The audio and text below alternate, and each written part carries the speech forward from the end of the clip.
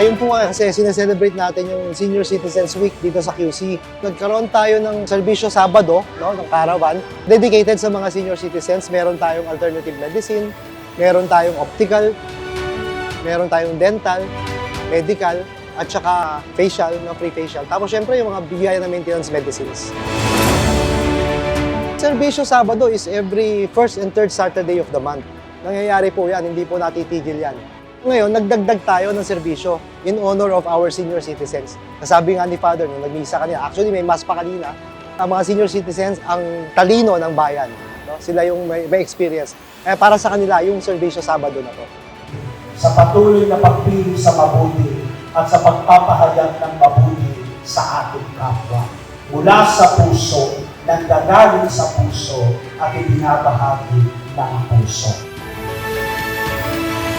Kumbaga haligi ng community. Sila yung mga founders ng community natin. Kung wala sila, walang mga bata.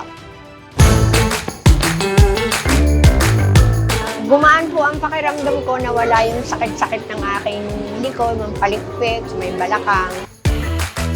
Special po ako sa kapatanggal po ako ng ward. Siyempre magaan at saka parang malinis na malinis ang pakiramdam mo. Okay na to. Maganda doon kay ang sakyo sa mata ko. Matinaw ng mata. We were expecting around 300 to 400 lang siguro kasi nga medyo malalayo yung iba. Pero lo and behold, binayo tayo. Almost 600 ang na-cater natin ng mga senior citizens from iba't ibang barangay in District 5. Maganda. Yung mga senior na walang kakayahan ng bumili, nakakakalit na yan.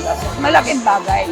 Binigay po ito sa amin para makakita kami. Wala po kami binayaran. Libre po lahat. Papasalamat po ako, kami, ang senior citizens ng Santa Monica.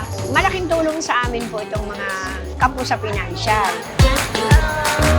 Ako ay nagpapasalamat kay Ate Roslyn na kanyang foundation. Kasi dati naman talaga mabait si Ate Roslyn. Maraming salamat po, lalong-lalo na mo kay Roslyn. Malaking tulong po ito para sa mga senior katulad ko na walang kakayanan magbayad. Para po sa lahat ng taga District 5, dito po sa Roslyn Foundation, wala po tayong pinipiling tao, wala tayong hinihintay na kapalit. Tayo po ay nagseserbisyo ng bukal sa loob at tao sa puso.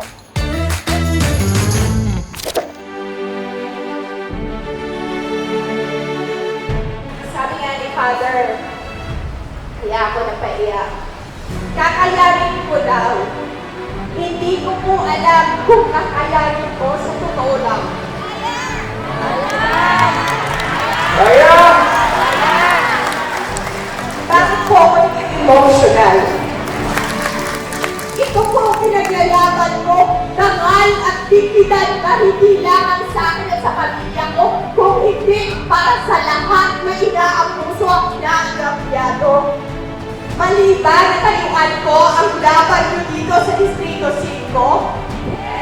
Mali mo ba na manindigan mo ako sa mga inaabuso? Mali mo ba na magkaroon tayo ng boses na tayo na mga pakikinggan? Ang ginagawa po natin dito, lahat na po ako at ang pamilya ko ay isang sakripisyo. Sakripisyo ng pagkatao po namin.